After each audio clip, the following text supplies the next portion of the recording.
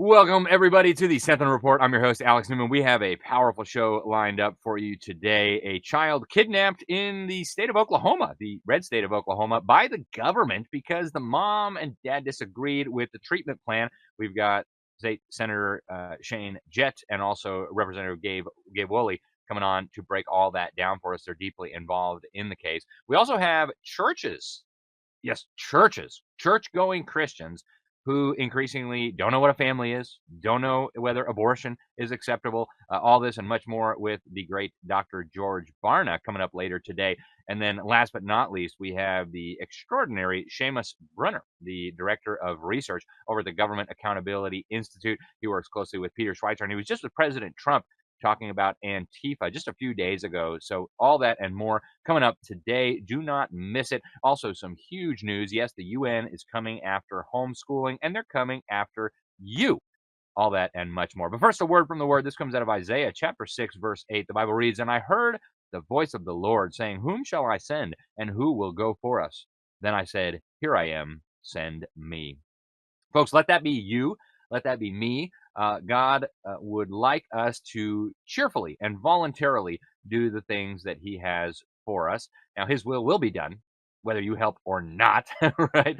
God is sovereign, and there's no way you are going to stand in the way of that. He doesn't need you, but hey, if he can use you, all the better. So let us pray, like Charlie Kirk so frequently did. God, use us for your purposes. Use us as an instrument for your kingdom.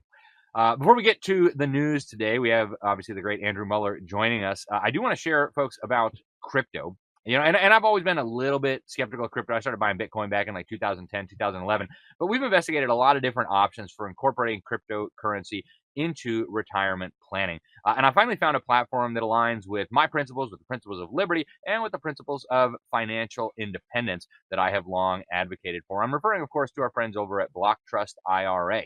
Bitcoin Magazine's #1 crypto technology platform. It is at the forefront of the financial revolution, offering direct ownership of crypto, whether it be Bitcoin or Ethereum or whatever you're interested in, within a tax-advantaged IRA structure. And some of the things that really caught my attention about this platform, folks, they've got true tax-advantaged asset ownership. So you maintain control over your IRA cryptocurrencies, unlike some of those traditional retirement accounts where the banks and the institutions control what's going on. They've got proven performance. They actually have this exclusive AI-powered Animus technology platform. Their strategy has delivered impressive returns, outperforming even Bitcoin's unbelievable growth, while at the same time minimizing risk. And I've been using this for 6 months. Before we agreed to partner with these guys, I said, I want to put some money in and see what happens. And so I can vouch for it. It worked very well for me. They also have unparalleled security, folks. Your investments are protected by $200 million in insurance coverage and military-grade security through their partnership with SFOX, thereby ensuring that your digital assets remain secure even in the most turbulent times. So, folks, I do believe that taking control of your financial future is one of the most important steps toward preserving our liberty and our legacy in these very uncertain times. And so I continue to advocate for sound money, for limited government, and for pragmatic solutions like Block Trust IRA to protect your family's wealth today. So go check them out, folks. Block Trust IRA. Now would be a very good time. Like I said, I've been invested there for a while, and I encourage you to consider it as well. Now, let's go into the news, folks. Obviously, today is Columbus Day. And Andrew, why don't you join us now? Andrew, of course, is the Chief of Operations here at Liberty Sentinel Media. He's also a contributor at the New American Magazine. I know you really dig this kind of stuff. Tell us about Columbus and what he was really up to. Yeah, well, everyone always likes to hate on Columbus because that's the woke modern thing to do, right? But the bottom line is if there was no Columbus, there would be no United States of America and all the prosperity and generosity and prosperity that the world has experienced. So Columbus was actually not coming to the New World to plunder and to take over and to colonize and to destroy people's lives. Actually, he was on a gospel mission. He was on an evangelist mission, one might say. He was looking for resources. He was looking for gold, mainly to liberate certain sects of Israel from Muslims But even in addition to that, he wanted to share the gospel with people. And there's a quote from Columbus's journal, his book of prophecies. He kept copious notes of his life and journey.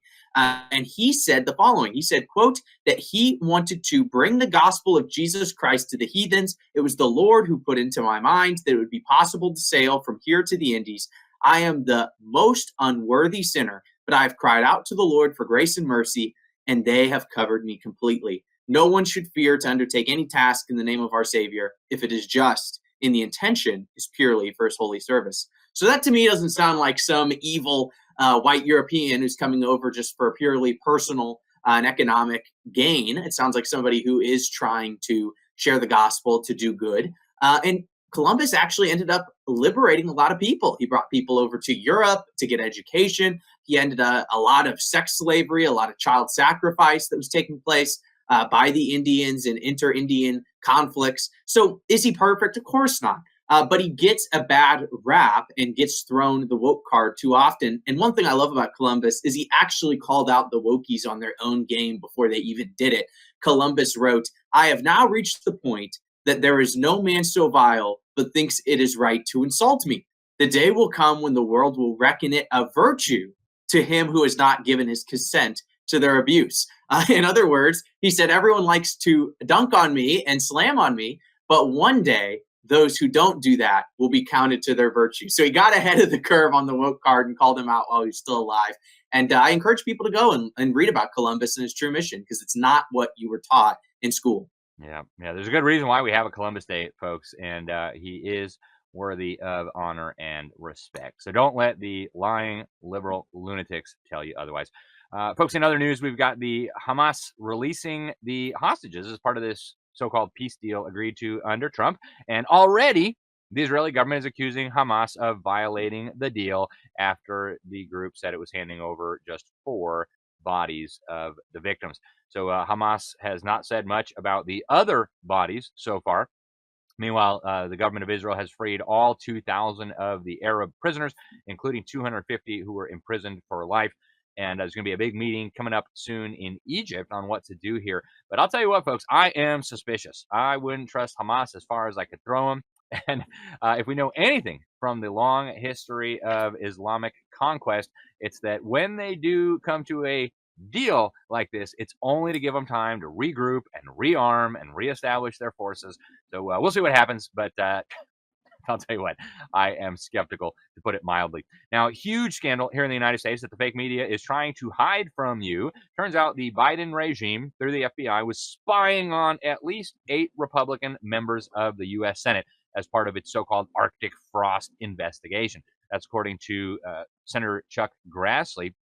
He actually has explosive FBI documents showing that the FBI was targeting the personal cell phones of at least, again, 8 Republican senators to try to find out what they were up to. Some of the best ones, you've got Senator Ron Johnson, you've got Senator Marsha Blackburn, Senator Cynthia Lummis of Wyoming, and Senator Josh Hawley of Missouri.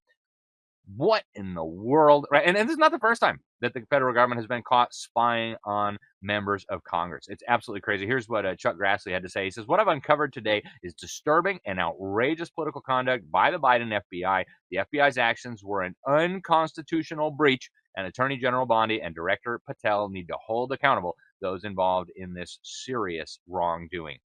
Yeah, I'll say so, folks. These people need to go to jail. Okay.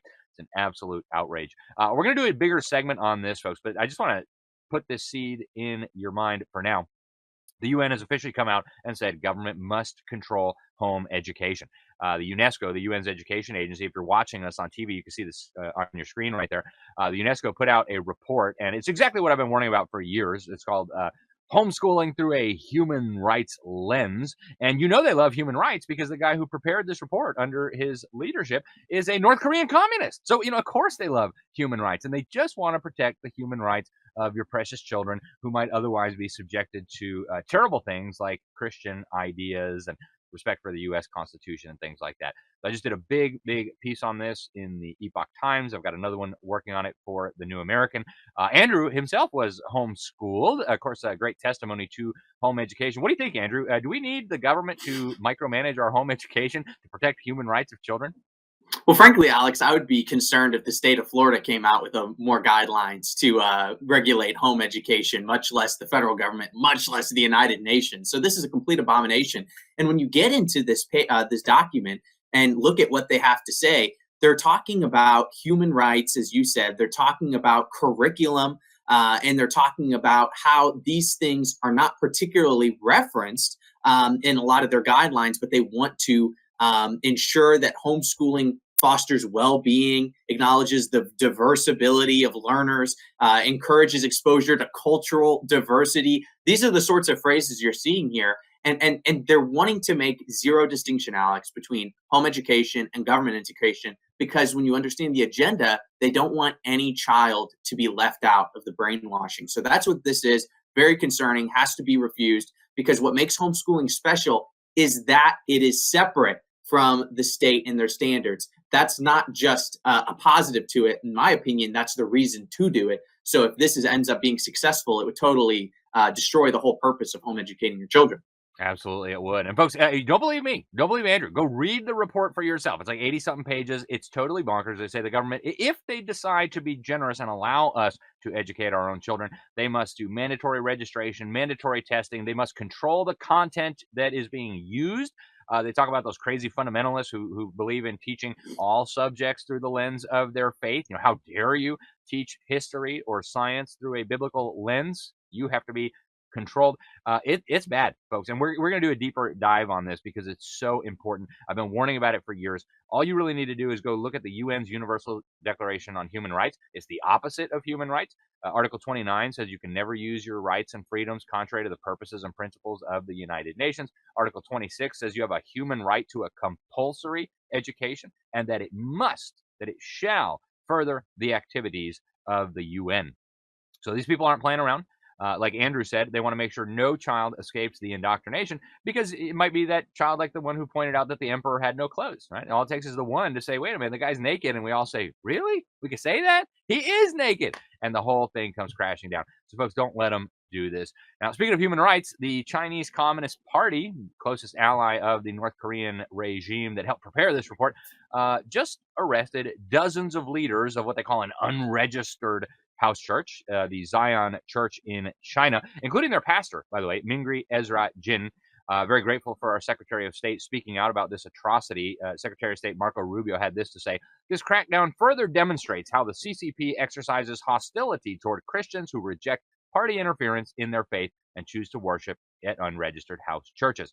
We call on the CCP," he says, "to immediately release the detained church leaders and to allow all people of faith, including members of house churches, to engage in religious activities without fear of retribution." Thank you, Secretary Rubio, for that. Now, speaking of attacks on Christians and persecution, man just arrested outside of the Red Mass ceremony at St. Matthew's Cathedral here in the United States had over 200 explosives on him, according to police. Louis Jerry, 41 years old, had these homemade explosives and bragged about them. By the way, this is the service typically attended by Supreme Court justices to ring in a new term. So, folks, this is serious. Not hearing much about it from the fake media for obvious reasons. Now, Andrew and I are going to be headed to Brazil here very soon, God willing, for the annual UN Climate Clown Show. It's called the UN Conference Conference of the Parties. This will be the 30th one. It's going to be in Belém, in Brazil.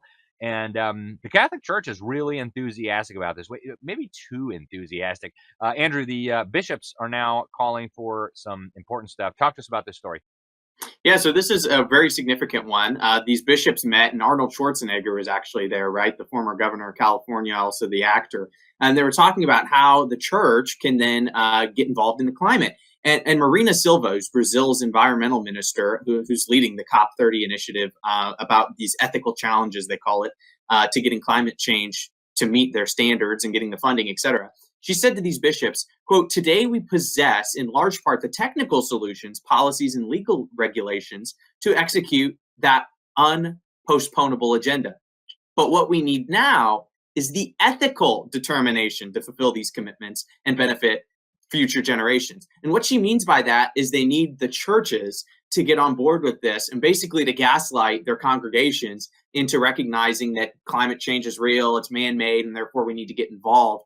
they need the churches, they need the religious sector to push this, to propagandize their congregations into buying this, because the facts, the data, the policies they have aren't cutting it. People still don't buy it because it's a load of garbage, right? It was global cooling, now it's global warming. People aren't buying it. So they need the religious sector to come in and make the final sales pitch. That's what they're hoping to do. So these sorts of meetings are very interesting. And if you are in a church anywhere in the United States or abroad, if you're listening abroad, and your church is starting to talk about this climate change stuff, I think you need to have a very serious look at to what agenda they're actually pushing, who's giving money, and what the ultimate purpose of that is. Because God made the earth and it's going to end. We all know this. But man-made global warming is not our biggest problem, especially at church. We should be talking about the sinfulness of human hearts and Jesus Christ's redeeming sacrifice, not the glacier caps. Amen. And last week we showed you the current Pope, Leo, blessing a big ice block. Folks, I don't even know what else to say on this. It's just, frankly, outrageous in my opinion. And speaking of Marina da Silva, I actually interviewed her when I was in Brazil some years ago. Nice lady, claims to be an evangelical Christian, and yet totally in the tank for the socialism, the environmentalism. And so hopefully we'll get a chance to talk with her again when we head down there in November. Some big developments on this climate front. Steve Koonin, senior fellow at Stanford's Hoover Institution, big work at the U.S. Department of Energy. They just released a report recently challenging the idea that greenhouse gas emissions, that CO2 is dangerous for America or for the world.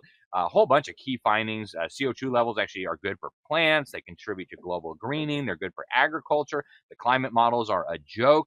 The aggregated data across the U.S. show no significant long-term trends when it comes to extreme weather. I mean, you should check out the report, folks. It's just, it blows so much of this hoax out of the water.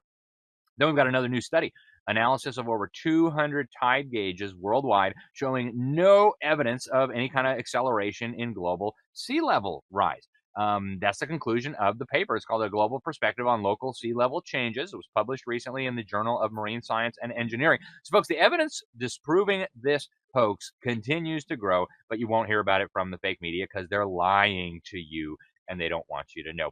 Before we go, folks, I will be out of town almost all week. Tomorrow I'll be in Naples for the Florida Citizens Alliance. I hope to see you there. I actually just got back from some fun stuff. I was with the Feds for Freedom and the Virginia Medical Freedom Alliance in Virginia, right outside of D.C.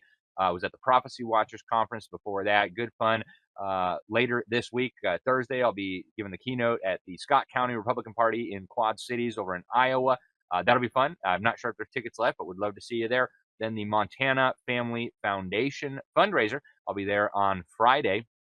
I'm not sure if they're sold out yet, but would love to see you in Billings if you're around. And then I'll be in Canada after that for some fun stuff up there. So stay tuned. We will have stuff for you next week. And before we go to break, folks, I mentioned our friends over at Block Trust IRA.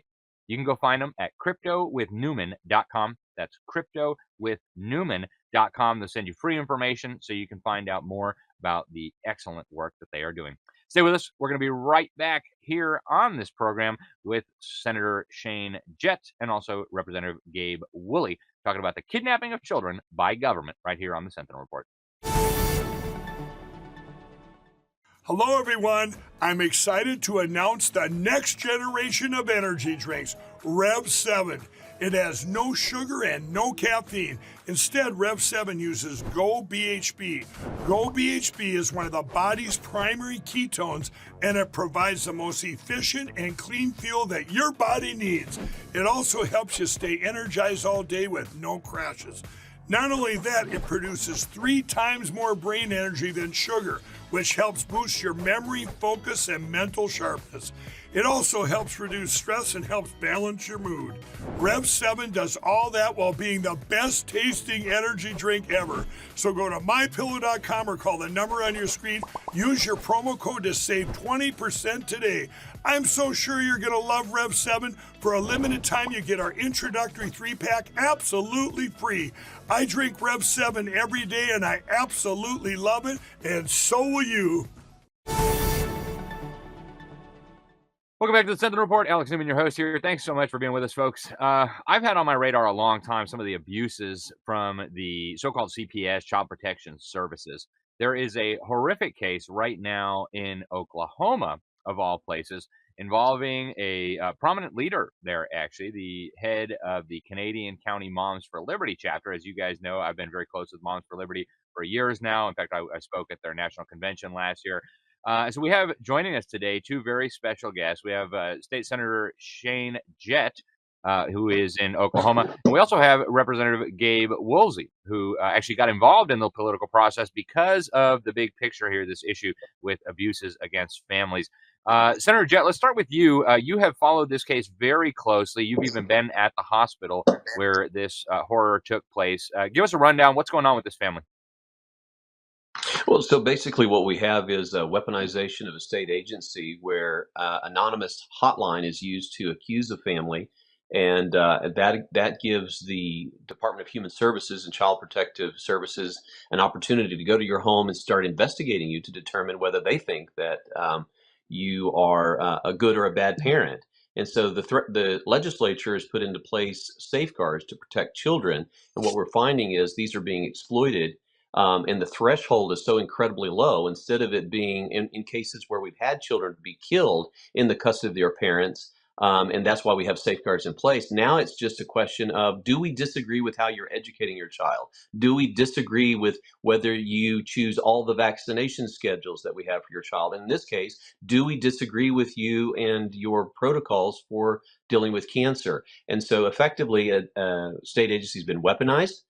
They've colluded with a state-run hospital to justify going to a judge in the Child Judicial Center and getting a judge to sign off, and then showing up with police officers taking your children on a Friday afternoon intentionally to maximize the amount of time that they have with the child before the family has their day in court to determine whether or not they should have taken the child, already have them on medical protocols against the wishes of the parents, and in a classic example of government knows better on how to raise your child or treat your child, and usurping the authority of parents in this particular case.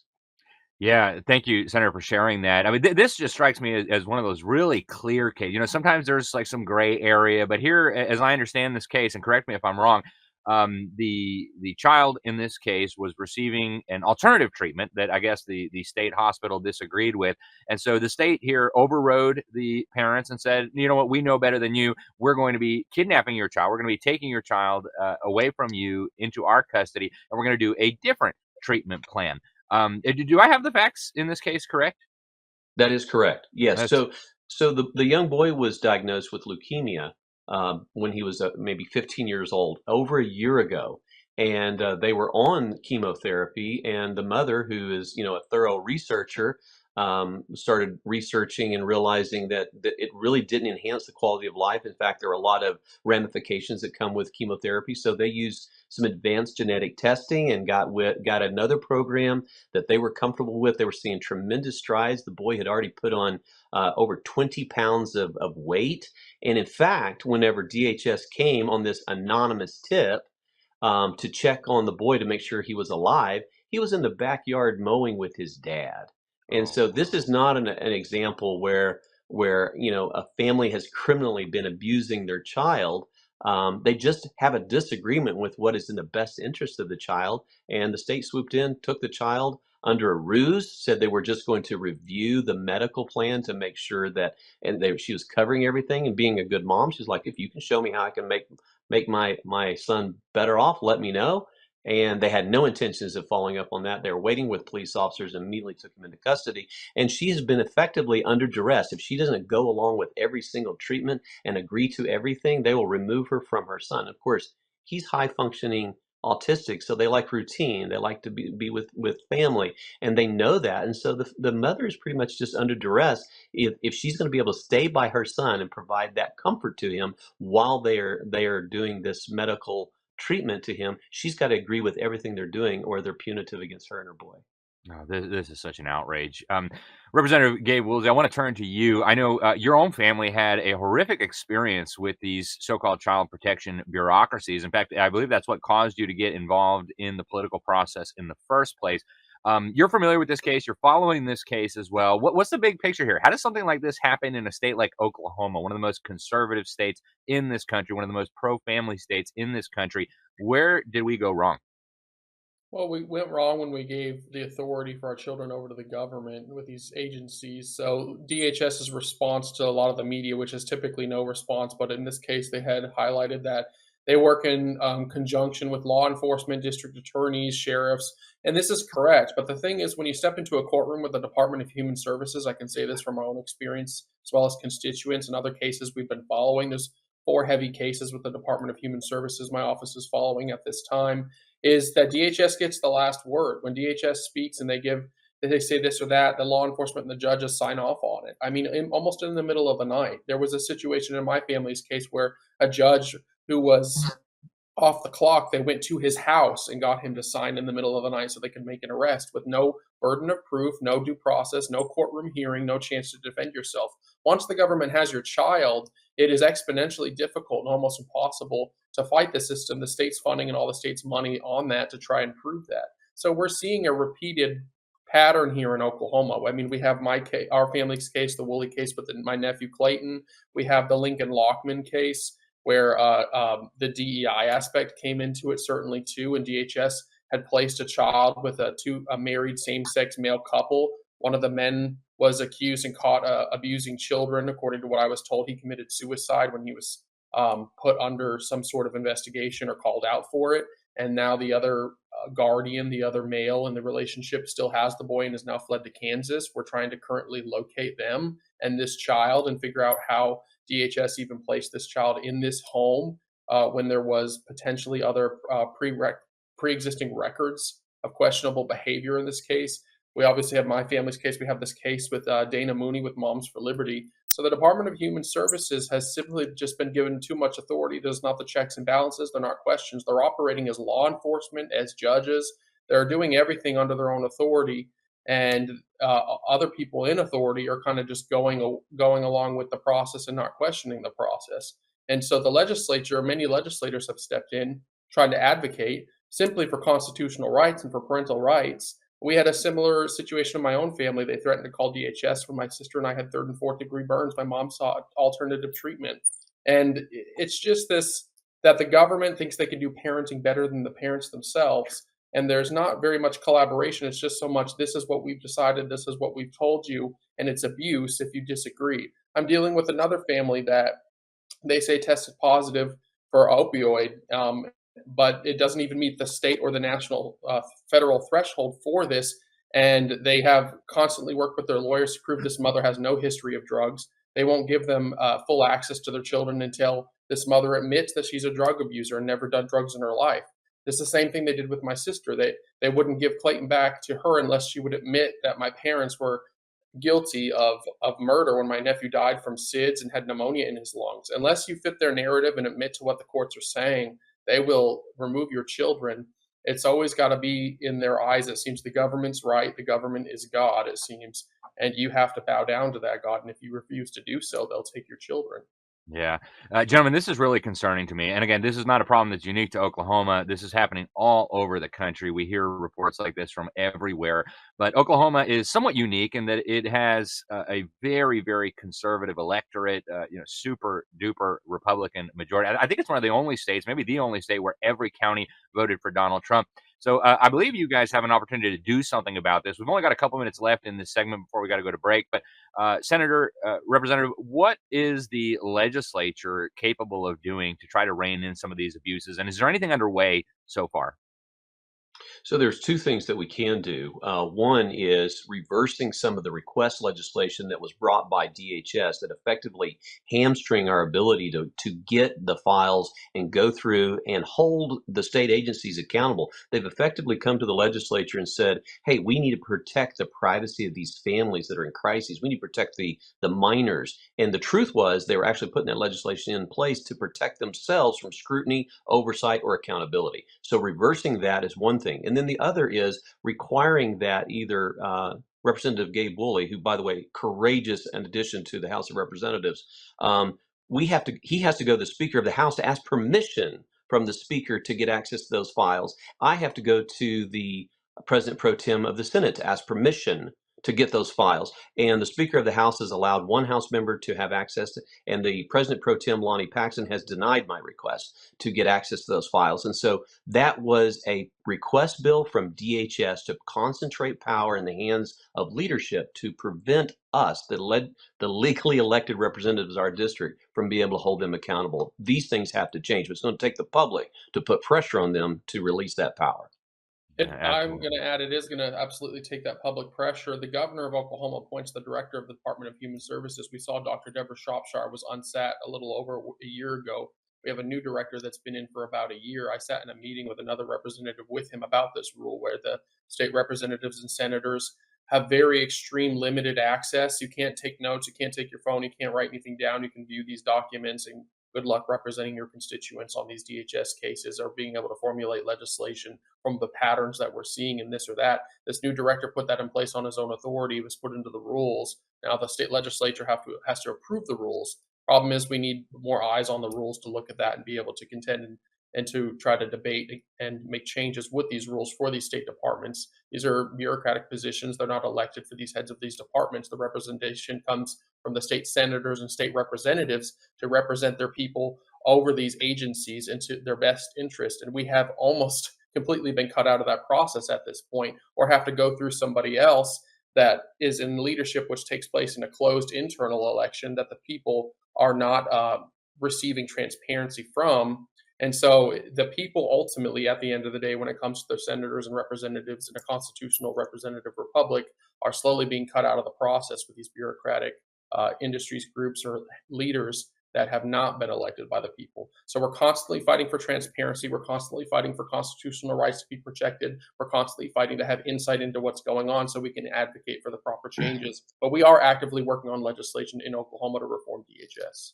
Excellent. I really appreciate you coming on, gentlemen. Thank you for your work on this. We want to check back in with you. Please let us know as this legislation advances, because this is a critical issue. It affects people all across this country, innocent moms and dads, families torn apart. It's absolutely unacceptable. So thank you both, gentlemen, for joining us today. We really appreciate it, and I hope we can talk to you again soon. Thank you. Thank you, Alex. Absolutely. Folks, this is a slow motion tragedy unfolding all across the country. And if you look at the direction things are going, the United Nations has actually publicly come out with their UN Convention on the Rights of the Child. They've come out and said in this international agreement that governments will be the deciders of the best interests of the child, and all decisions must be made in the best interest of the child. This is where that leads, where the government thinks it knows better than moms and dads how to raise their own children.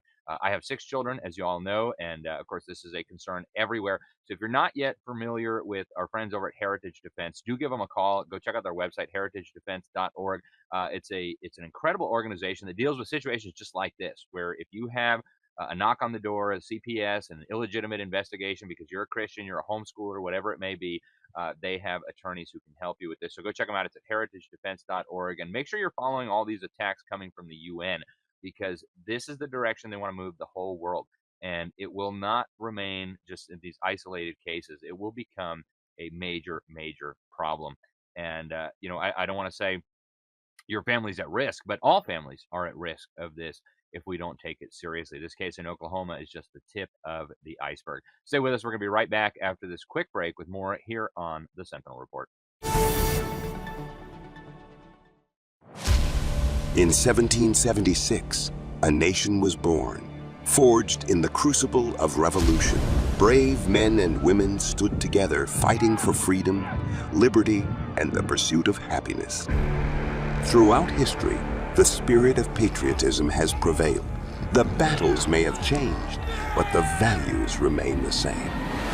Today, in 2024, we find ourselves at a pivotal moment where the call for unity, freedom, and a better future echoes louder than ever. Introducing Patriot Mobile, the wireless carrier that stands with you. We are committed to supporting the values that make our nation great.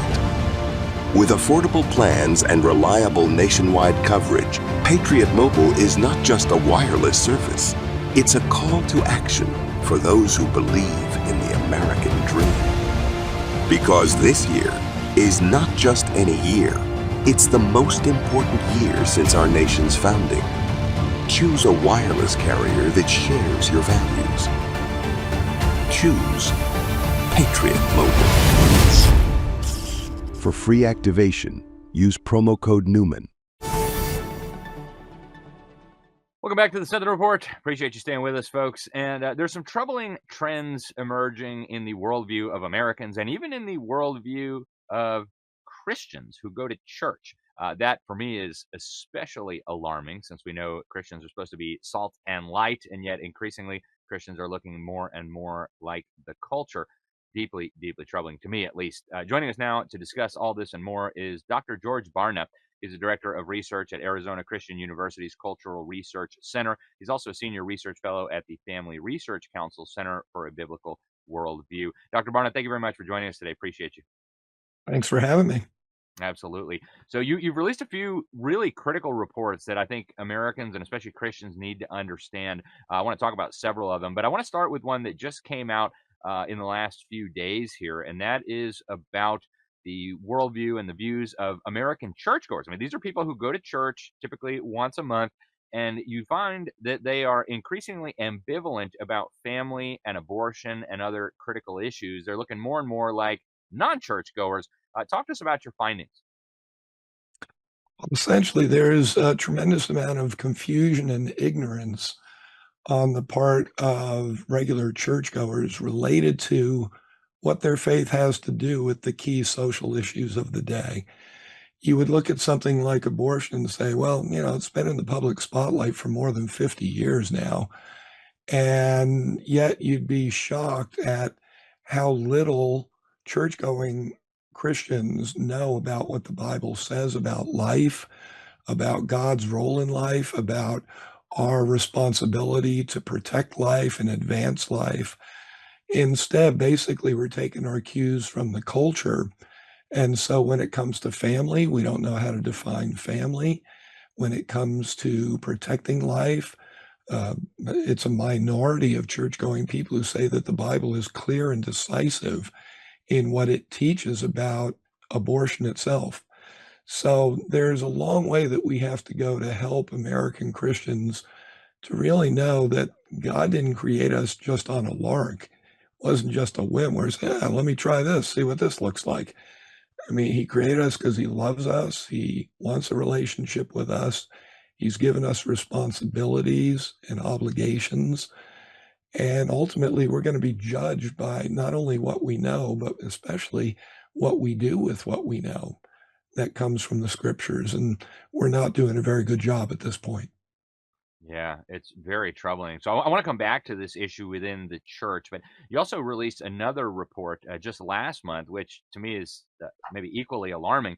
And this has to do with Americans' view of sin. Your findings: 4 out of 5 adults do believe in the existence of sin, and yet a lot less believe that all people sin, and even less believe that they themselves are sinners. I mean, it seems like most people believe that they're basically good. This, of course, is flatly at odds with what the Bible teaches about the heart being desperately wicked. Talk about the broader shift just among the general American population away from these basic biblical concepts that used to kind of be, I think, mainstream at least, if not dominant. Well, essentially, Americans want to feel comfortable and secure. Our big goal in life is to be happy. And so what we're most concerned about seems to be, what can we do that will meet those goals? What can we do that will make us feel happy? What can we do that will make us feel secure, that will make us feel comfortable? And so it's essentially become all about our feelings. When we ask people about all these different issues that we're talking about, whether it's sin or salvation, abortion, family, you name it, and we ask people, well, how do you figure out what's right? How do you figure out what's true? How do you figure out what's meaningful? The big answer we keep getting back from growing numbers of American adults, whether they go to church or not, is, well, I go inward. I look deeper into myself and I consult my feelings. And if I feel it's right, it is right. If I feel it's good, it must be good. If I feel like I should do it, I'm going to do it. And unfortunately, often our feelings are at odds with what the scriptures teach. So we've got this situation now where when we look at something like sin, we find that only 1 out of every 7 people who call themselves Christians, and of course they comprise the people who go to Christian churches, only 1 out of every 7 of them has a consistent point of view on the issue of sin. And so the Bible isn't the thing that's determining their points of view. It really comes back to how they feel about things. And it's driven by that notion that you alluded to, where we found 7 out of 10 Americans, including similar numbers, actually higher numbers of people who attend churches, who say that people are basically good. And so it's that goodness that we're relying on that we think we possess to help us make our choices. Yeah, it's really troubling. Dr. Barna, I think some people watching this are probably in that category, and they think, well, what's the big deal? Who cares whether people think people are good or bad? Who cares if Americans have a good understanding of sin or family or abortion? What's the big deal? What is this going to lead to if we don't stop this trend? Well, it comes back to, why do you think you're here on Earth? How'd you get here, and what difference does it make? And so if you call yourself a Christian, which 2 out of 3 Americans do, then you've got to say, okay, what does it mean to be a Christian? And the way to figure that out is to go back to the Bible, which is God's words to us, his truth for our lives. And because God is the embodiment of truth, and he gave us his perspective on truth, he's unchanging. Therefore, truth is unchanging. And therefore, we can look at the Bible and say, okay, even though this was written 2,000 years ago or so, it's still true for today. And what does it teach me about how I need to live? And so we can take every issue that's unfolding in our culture today, and the Bible speaks to it. Why? Because it's a book of life principles. It tells us how to think about how to live. Why does that matter? Well, we're called as God's creation to be like his son, Jesus, who came to save us from those sins that so many of us don't believe in or don't think are going to make a difference in our life. You have to ask the question, so why did Jesus die if sin doesn't matter? Why does the Bible take up so much time talking about not only our sins, but what Jesus went through to inform us about the implications of sin and what he's done for us in relation to sin? And so it's important that we keep going back to God's truth for those life principles. We want to think like Jesus so that we can live like Jesus. That's God's call to us. And then once we figure out to do that, we're supposed to turn around and help other people do the same. But before we can do that, we've got to recognize we are sinners. Sin is destroying us. Jesus came to transform us from that life of sin to a life of holiness. And that once we can begin to live that way, then we need to share that truth and that lifestyle with other people. That's what we call disciple making. Amen. Couldn't agree with you more, Dr. Barna. We've only got a couple minutes left in this segment. I don't want to leave people just, feeling hopeless, like our country's doomed, our churches are doomed. What do we do to stop it? Is there a solution, or is it too late? Are we too far gone? No, I mean, if you go back and read, particularly in the New Testament, there are a number of times where God decides, I need to transform this culture. It's gotten so rotten, we're going to transform it. And so some dramatic things happen. But the beauty of each of those instances is that God never waited until he had a majority of people who were thinking like Jesus and living like Jesus to do that. Instead, what he did was he found a small group of people who were sold out to him, who were willing to do whatever he called them to do, however he called them to do it. And then when it came time for the transformation of that culture through those people to happen, he actually sidelined most of them. He said, I don't need 10,000, I don't need 1,000. And he'd work with a relative handful. So we've got plenty of fervent disciples of Jesus in America today to help lead that kind of personal and spiritual revolution that has to take place in America. We can call it revival, renewal is a part of that. But can it happen? Absolutely. And every single person who wants to be part of it can be part of it. You need to make that commitment to say, okay, I'm going to read the Bible. I'm going to live the Bible. I'm going to share the Bible and its truth principles with everybody around me. And that's how this can work. Absolutely. Folks, and now would be a real good time to start with that. All right, these trends are very alarming. Dr. George Barna, thank you so much for your research. Thank you for joining us today. Is there an easy place for people who want to find this information that you're putting out to go? I know you're at Arizona Christian University, the Cultural Research Center. How can people find these reports for themselves? Yeah, we put all the information in two places. You can go to georgebarna.com or you can go to culturalresearchcenter.com. Everything there is free. All the reports are there that anybody can access. And I hope you read them and put them into practice. Absolutely. And folks, take them to your pastor. Take them to the elders at your church. Dr. Barna, thank you once again for joining us today. Really appreciate it. Keep up the great work, and I hope we can talk to you soon. Thanks for having me. Absolutely. All right, folks, this is an emergency. This is a crisis. Our country and even our churches are adrift, leaving biblical principles behind, and it's not going to end well if we don't deal with it. So let this be a wake-up call to all of us. Stay with us. We're going to be right back after this quick break with more here on the Sentinel Report. Life's just better with VNI. There's purpose, there's passion, and there's a renewed sense of inspiration and optimism with every day. After all, we were founded on the power of possibility. Nearly a decade ago, a team of world-class scientists, formulators, and industry makers brought together biology, chemistry, and technology and created something unique and life-changing, while infusing a new sense of health and hope into the world.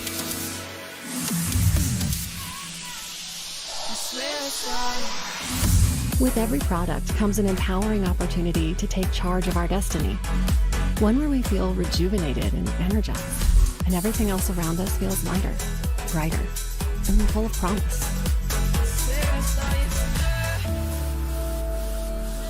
Let's live victoriously, together.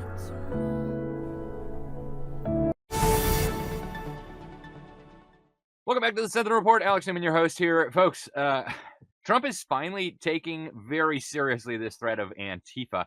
And I, for one, am glad. I think a lot of people just look at these guys and they're like, oh, poor kids, purple-haired weirdos, no big deal. But this is significant. It is, I believe, a significant threat to our national security. We have today joining us a very special guest, Seamus Bruner. He is the director of research at the Government Accountability Institute. He does incredible work. He's written multiple New York Times best-selling books. He's been on the program before. He's got a book that I think very highly of. In fact, it was so good I reviewed it for the New American Magazine. So we'll get to that. But Seamus, welcome to the program. Thank you very much for joining us today. Yeah, thank you, Alex. That's a warm introduction. I appreciate it. Absolutely. It's an honor and a pleasure to have you. So, Seamus, you were just at the White House. You were part of the White House roundtable on this very serious threat of Antifa. Before we come back to you, I want to show just a little clip of you addressing President Trump on this issue. Please, go ahead. Mr. President, thank you for having us here and bringing together this panel of brave journalists, everybody on this side of the room. And no one can speak to the violence better than these people here. So I think we know that this is not just a story about violence and chaos, as you alluded to, Mr. President. This is a money story.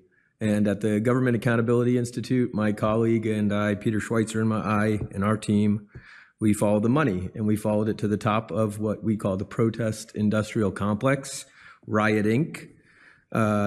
And we found a network of NGOs. It's not just the Soros network, the Open Society network, it's other funding networks, the Arabella funding network, the Tides funding network, Neville Roy Singham and his network, Foreign Cash.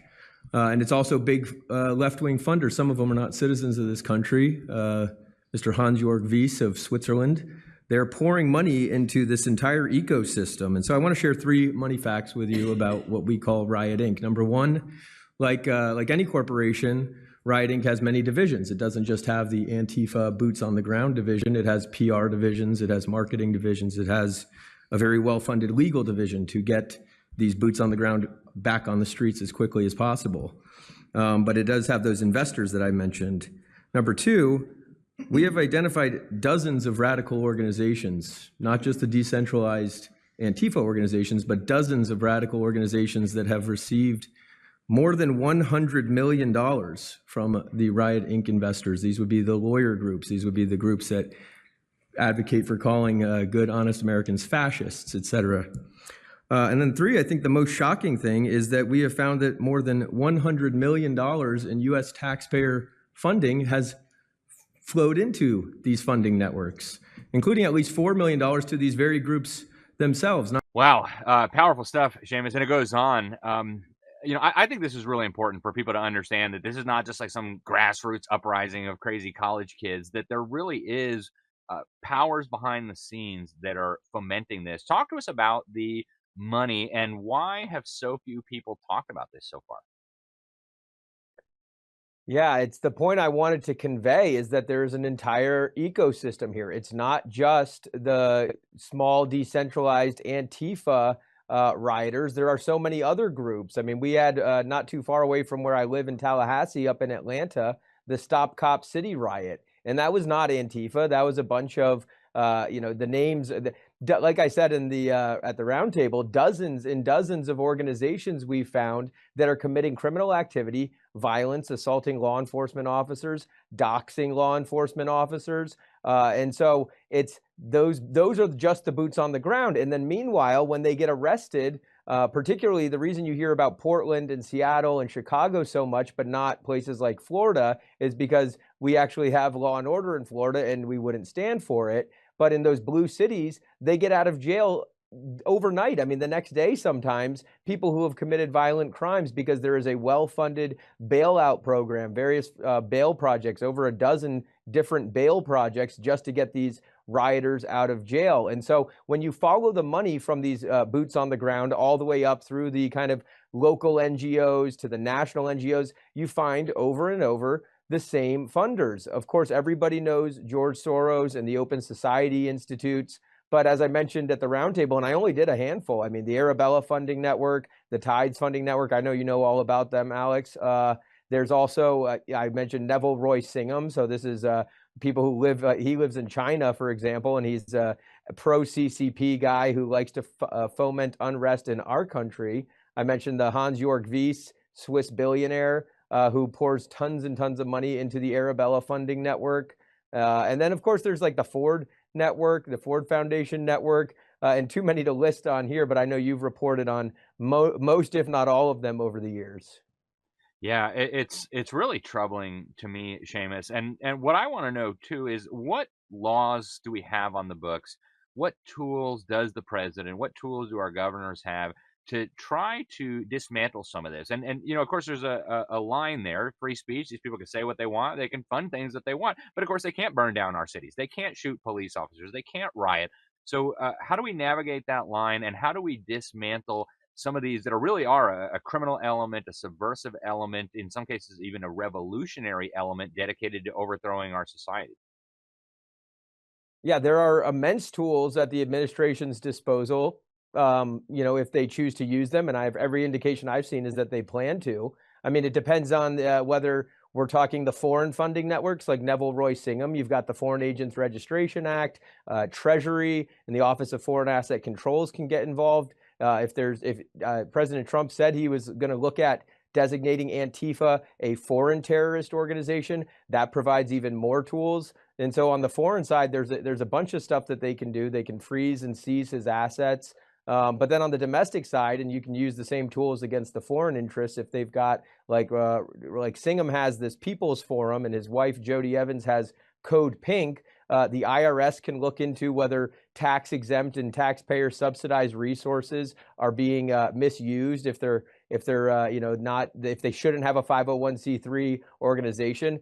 The IRS can revoke that status, which is in some ways the kiss of death for a so-called nonprofit organization. People won't donate if they don't get the write-off. And then especially for entities that have received government funding, like I said there, Tides and many of the other funding networks have received over $100 million in taxpayer grants, and they come from a variety. I mean, everybody's heard of USAID, but there's a lot of other mechanisms, HHS and Department of Education. The Tides Nexus, Tides Center, all the Tides entities ostensibly have some role in education. And so Department of Ed gives them grants, state and local places give them grants. California is a huge state. We don't expect a lot of cooperation from the state of California into looking into this. But the first step is to investigate it and find out if entities receiving public dollars are actually using those public dollars appropriately, or if they're just sloshing around and funding criminal activity. And so, I mean, the investigation is the first step, but then with the domestic terrorist designation of Antifa, in some ways that's largely symbolic. And I know you and I and this audience, I mean, we're liberty-minded people. We know that if the shoe's on the other foot, they can use such designations against their political opponents. So not a huge fan of just the term in general, terrorist. And yet that designation it's not that you're going to be seeing a lot of people charged with terrorism, certainly not any of these NGOs. But what it does is it creates a predicate for investigation. And so when you are able to then open up the books and look at the funding networks and funding streams and how, like, you start with the people breaking the law, committing violent crimes, doxing police officers, et cetera, then you can more easily follow the money. So that's an important tool there, is that designation. And then eventually, if you can really prove that this is networked, like our findings indicate, if it is a big organization, I think this is why President Trump was tweeting or posting a month or so ago, a little while ago, about Soros and RICO. Because if this is a big racketeering influenced criminal organization, then you can charge them all with sort of conspiracy. There's a whole bunch of conspiracy charges. So, I don't like to throw these around lightly if there isn't crime going on. But here's the thing. We can see the crime happening on video. That's right. And we see our cities burning. We see law enforcement officers being shot at. This is serious stuff, folks. This isn't about political persecution. This is about trying to save our civilization. Seamus, I know we're almost out of time. You did an absolutely brilliant book called Controligarchs. I recommend it to everybody. I actually did a review of it in the New American. It was so good. And I think it kind of shatters some of the illusions that people have about these, ragamuffins that are out in the streets. They think that these are just crazy college kids, radical revolutionaries that'll grow out of it. No, you have a nexus between some of these billionaires, really influential, powerful people, and the rabble out in the street. In the last minute or two that we have left, Seamus, tell us about your book. Tell us about how and why these billionaires are, in some cases, interested in fomenting this kind of chaos and unrest. Yeah, thank you, Alex, and I really appreciate that review. It was glowing, so thank you. So there's a whole chapter on Soros, and it talks about his color revolution strategy. He's been behind 6 or 7 or 8 of them throughout Central Europe and in the former Soviet states.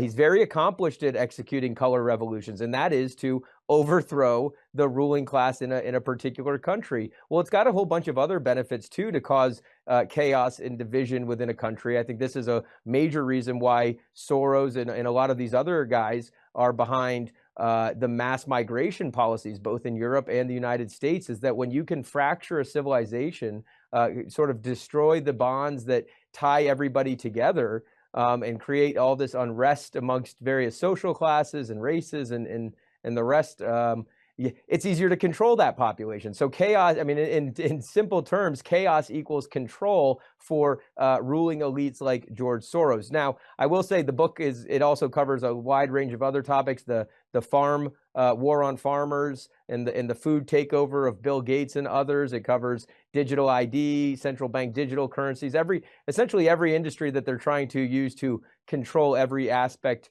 of your life. But 2 of the controligarchs, and I don't have any illusions that they're like coming over to the good side, but Bill Gates, it was just reported a couple of months ago that Bill Gates has ceased funding to the Arabella funding network. So that is good news, because he was one of the largest funders of the Arabella funds, the Arabella funding network. And then I just saw a headline the other day about Mark Benioff, who Salesforce, the founder of Salesforce, he has called for National Guard in San Francisco. So these controligarchs are likely pretending, but even still, it is a small victory that the money will be drying up for some of these radical activities, at least in the short term.